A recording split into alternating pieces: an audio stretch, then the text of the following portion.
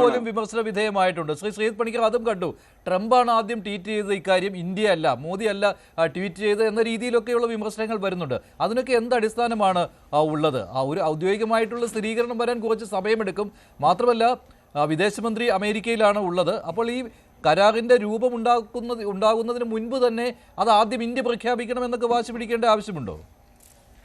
ശ്രീ മഞ്ജുഷ്, ഇത് ഇപ്പോൾ വിമർശിക്കുന്ന ആൾക്കാർക്ക് എല്ലാവർക്കും താല്പര്യമുണ്ടാകുന്ന അല്ലെങ്കിൽ അവർ പറയുന്ന പ്രൊസീജിയർ അനുസരിച്ച് ഒപ്പിട്ട ഒരു കരാറാണ് ഇന്ത്യയും യൂറോപ്യൻ യൂണിയനും തമ്മിലുള്ള കരാർ.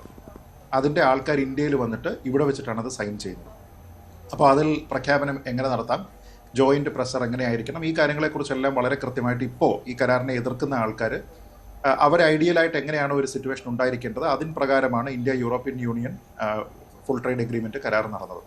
പക്ഷേ ആ സമയത്ത് അതിനെ വിമർശിക്കുന്നതിന് ഇവർക്ക് മറ്റ് കാരണങ്ങളുണ്ടായിരുന്നു. അപ്പോൾ ആ സമയത്ത് മോദി കമന്ന് വീഴുന്നതോ മോദി എങ്ങനെ എണീറ്റു എന്നതിൻ്റെ സൗന്ദര്യത്തിനെക്കുറിച്ചായിരുന്നില്ല ഇവരൊക്കെ വിമർശനം ഉന്നയിച്ചത് എന്നുള്ളത് നമുക്കറിയാവുന്ന കാര്യമാണ്. നമ്മുടെ മാധ്യമപ്രവർത്തകരെ വിട്ടേക്കൂ, നമ്മുടെ മാധ്യമ സ്ഥാപനങ്ങളെയോ ഇവർ ഈ ഗോദി മീഡിയ എന്നൊക്കെ പറയുന്ന ആൾക്കാരെ ഒക്കെ തന്നെ അങ്ങ് വിട്ടേക്കൂ. പകരം നമ്മൾ ഈ അമേരിക്കയിൽ തന്നെയുള്ള അല്ലെങ്കിൽ യൂറോപ്പിലുള്ള മാധ്യമ സ്ഥാപനങ്ങൾ ഇതിനെക്കുറിച്ച് എന്താണ് റിപ്പോർട്ട് ചെയ്തിരിക്കുന്നത് എന്നതിനെക്കുറിച്ച് നോക്കുക. നമ്മൾ പ്രധാനമായിട്ട് അങ്ങനെ പറയുന്ന സമയത്ത് നോക്കുന്ന എവിടേക്കാണ്? ന്യൂയോർക്ക് ടൈംസ് നോക്കും, വാഷിങ്ടൺ പോസ്റ്റ് നോക്കും, വാൾ സ്ട്രീറ്റ് ജേർണൽ നോക്കും, CNBC നോക്കും, CNN നോക്കും. ഇവരെല്ലാം പറഞ്ഞിരിക്കുന്നത് അല്പം മുമ്പ് ശ്രീ ഗോപകുമാർ സാർ പറഞ്ഞിരിക്കുന്ന അതേ പോയിന്റ് തന്നെയാണ്. അതായത് ഇപ്പോൾ ഈ ഒരു ഡീലിലേക്ക് പോയിരിക്കുന്നു എന്ന് പറയുന്നത് is A significant win for Indian exporters എന്നാണ് പറഞ്ഞിരിക്കുന്നത്. എന്ന് വെച്ചാൽ ഇന്ത്യക്ക് അത് ഗുണമേ ഉണ്ടാക്കുന്നുള്ളൂ എന്ന രീതിയിലാണ് ഇവരെല്ലാവരും. ഇവരൊന്നും തന്നെ പൊതുവേ ഇന്ത്യയോട് വലിയ സ്നേഹമുള്ള മാധ്യമ സ്ഥാപനങ്ങളല്ല എന്ന് നമുക്കറിയാം. പിന്നീട് വളരെ വലിയ ഇൻ്റർനാഷണൽ പ്രസൻസ് ഉള്ള റോയിറ്റേഴ്സിനെ പോലെ, BBC-യെ പോലെ, ബ്ലൂംബെർഗ് ഇവരെല്ലാവരും തന്നെ റിപ്പോർട്ട് ചെയ്തിരിക്കുന്നതനുസരിച്ചും ഇന്ത്യയും യൂറോപ്യൻ യൂണിയനും തമ്മിലുണ്ടായിരുന്ന കരാർ ഒരുപക്ഷെ ട്രംപിൻ്റെ ഈ 50% എന്ന് പറയുന്ന അഗ്രസീവ് താരിഫിനെ പുച്ഛിച്ച് തള്ളിയിരിക്കുന്നതിന് തുല്യമാണ് എന്ന രീതിയിലത്തേക്കാണ് പറഞ്ഞത്. അതുകൊണ്ട് തന്നെ അമേരിക്കൻ മാർക്കറ്റിലേക്ക് ഇന്ത്യക്കുള്ള ഒരു ഓവർ റിലയൻസിനെ കുറയ്ക്കുന്നതിന് വേണ്ടി ആ ഒരു കരാർ ഇന്ത്യയെ ഹെൽപ്പ് ചെയ്തിട്ടുണ്ട് എന്ന് പറയുമ്പോഴും അഡ്വാൻറ്റേജ് ഇന്ത്യ എന്ന രീതിയിലത്തേക്കാണ് അവർ പറയുന്നത്.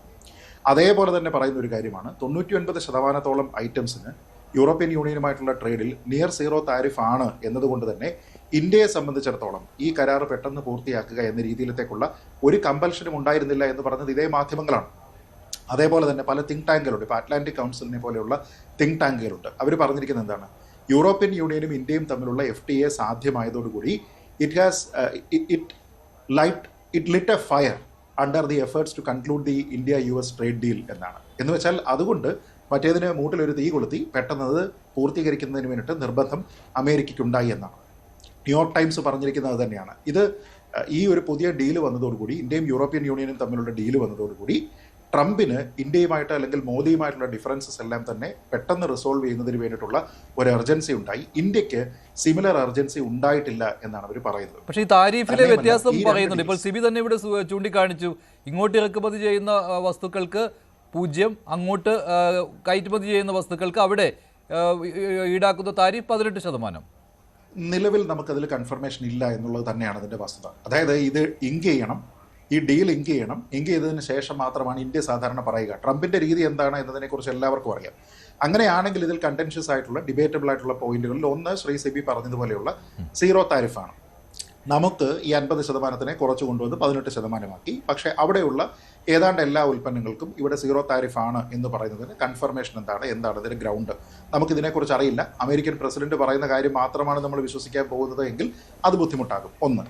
2, റഷ്യൻ ഓയിൽ നമ്മൾ പൂർണ്ണമായിട്ടും ഇറക്കുമതി ചെയ്യുന്നത് നിർത്തുന്നു. പിന്നെ അമേരിക്കൻ എനർജി അല്ലെങ്കിൽ വെനസ്വേലിയൻ എനർജി ഇത് മാത്രമാണ് നമ്മൾ വാങ്ങാൻ പോകുന്നത് എന്ന് പറയുമ്പോൾ ഞാൻ സത്യത്തിൽ അതിൽ അങ്ങനെയാണെങ്കിൽ പോലും അതിലൊരു പ്രശ്നം കാണുന്നില്ല. കാരണം ദേശീയ താല്പര്യം എന്താണ് എന്നുള്ളത് മാത്രമാണ്. നമുക്ക് കുറച്ചുകൂടി ലാഭകരമായിട്ട് കിട്ടുന്നത് വെനസ്വേലൻ ഓയിലാണെന്നുണ്ടെങ്കിൽ അത് വാങ്ങുന്നതിൽ വലിയ പ്രശ്നമൊന്നുമില്ല. കാരണം നാഷണൽ ഇൻട്രസ്റ്റ് അറ്റ് ഫസ്റ്റ് എന്നുള്ളതാണ്. പക്ഷേ റഷ്യൻ ഓയിൽ നിർത്തും എന്ന രീതിയിലത്തേക്ക് എവിടെയെങ്കിലും പറഞ്ഞിട്ടുണ്ടോ? അടുത്തത് $500 ബില്യൺ പർച്ചേസ്. അതിനെപ്പറ്റി സിബി എന്താണ് പറയാഞ്ഞതെന്ന് എനിക്കറിയില്ല. $500 ബില്യൺ പർച്ചേസ് എന്നാണ് പറയുന്നത്. ഇന്ത്യയും US തമ്മിൽ ഇപ്പോൾ ഉള്ള പർച്ചേസ് എത്രയാണ്? ഈ അവിടെ നിന്ന് ഇങ്ങോട്ടുള്ള ഇമ്പോർട്ട് എത്രയാണ്? ഏതാണ്ട് $42 to $50 ബില്യൺ. അതിനെയാണ് ഒരു വർഷം $500 ബില്യൺ ആക്കുമെന്ന് പറയുന്നത്. ട്രംപിനെ പോലെ ഒരാൾക്കല്ലാതെ വേറെ ആർക്കെങ്കിലും അത് പറയാൻ കഴിയുമെന്ന് എനിക്ക് തോന്നുന്നില്ല. പിന്നെ അതിൽ പറഞ്ഞിരിക്കുന്നതിൽ വളരെ പ്രധാനപ്പെട്ട അദ്ദേഹത്തിൻ്റെ ഒരു ഇമ്പോർട്ട് ഏതാണ്? അഗ്രികൾച്ചറാണ്. പീയൂഷ് ഗോയൽ അല്പം മുമ്പ് പറഞ്ഞിരിക്കുന്നത് സിബി സത്യൻ കേട്ടിട്ടില്ല എന്ന് തോന്നുന്നു. ഡയറി മേഖലയിലും അഗ്രികൾച്ചർ മേഖലയിലുമുള്ള ഇന്ത്യയുടെ താല്പര്യങ്ങളെ പൂർണ്ണമായും പ്രൊട്ടക്ട് ചെയ്തിട്ടാണ് ഈ ഡീൽ എന്നാണ് പീയൂഷ് ഗോയൽ പറഞ്ഞിരിക്കുന്നത്. ഞാൻ പറഞ്ഞത് ഇങ്ക് ചെയ്തിരിക്കുന്ന ഡീലിൻ്റെ ഫൈനൽ ഡീറ്റെയിൽസ് ഉണ്ടാകട്ടെ, അതിൽ എത്രയൊക്കെയാണ് ഇതിൻ്റെ പെർസെൻറ്റേജസ് എന്നുള്ളതിനെ പറ്റി കൃത്യമായിട്ട് അറിയട്ടെ. അമേരിക്കൻ പ്രസിഡന്റ് പറഞ്ഞിരിക്കുന്ന കാര്യങ്ങൾ കേട്ടിട്ട് നമ്മൾ ഓപ്പറേഷൻ സിന്ദൂറുമായി ബന്ധപ്പെട്ട് വെടിനിർത്തലുമായി ബന്ധപ്പെട്ട് അമേരിക്കൻ പ്രസിഡന്റ് പറഞ്ഞിരിക്കുന്ന കാര്യത്തിനെ എത്ര തവണ പറഞ്ഞു? അദ്ദേഹം 30-35 തവണ ലോകത്ത് പലയിടത്ത് പോയി പറഞ്ഞു. ഇന്ത്യ അത് അംഗീകരിച്ചിട്ടുണ്ടോ? ഇല്ല. ഇന്ത്യയുടെ വിദേശകാര്യ മന്ത്രി അടക്കം, ഇന്ത്യയുടെ പ്രധാനമന്ത്രി അടക്കം അങ്ങനെ ഉണ്ടായിട്ടില്ല. ഇങ്ങോട്ടാണ് റിക്വസ്റ്റ് ചെയ്തതെന്ന് പറഞ്ഞു. പിന്നീട് പാകിസ്ഥാൻ കൗണ്ടർ പാർട്ടുകൾ തന്നെ അത് സ്ഥിരീകരിച്ചില്ലേ? അവർ തന്നെ കൊടുത്തിരുന്ന അഭിമുഖങ്ങളിൽ അത് പറഞ്ഞില്ലേ? അപ്പോൾ ട്രംപ് എങ്ങനെയാണ് ബിഹേവ് ചെയ്യുന്നത്? അദ്ദേഹം ഒരു ബിസിനസ്മാനെ പോലെ തന്നെ ഇപ്പോൾ ചിന്തിക്കുന്നു. ഞാൻ ഉണ്ണിയേട്ടൻ ഫസ്റ്റ് എന്ന് പറഞ്ഞിട്ടുള്ള ഒരു പോളിസി അനുസരിച്ചിട്ട് പുള്ളി എല്ലായ്പ്പോഴും പ്രവർത്തിക്കുന്നു, ഡീലുകൾ അനൗൺസ് ചെയ്യുന്നു. സാധാരണ രീതിയിൽ രണ്ട് രാജ്യങ്ങൾ തമ്മിൽ, പ്രത്യേകിച്ച് രണ്ട് സൗഹൃദ രാജ്യങ്ങൾ തമ്മിൽ ഒരു ഡീൽ സൈൻ ചെയ്യുന്ന സമയത്ത് എങ്ങനെയാണോ അത് അനൗൺസ് ചെയ്തത് ആ രീതിയിലൊന്നും അല്ല ട്രംപിന്റെ രീതി. ശരിയാണ്. ആ കരാറാകുന്നതിന് മുൻപ് തന്നെ അദ്ദേഹം അനൗൺസ് ചെയ്യുന്നു. ഇപ്പോൾ ശ്രീ സജിമോൻ ആന്റണി കൂടി ചേരുന്നുണ്ട്. കൂടുതൽ വാർത്തകൾക്ക് news 18 Keralam YouTube channel subscribe ചെയ്യുക.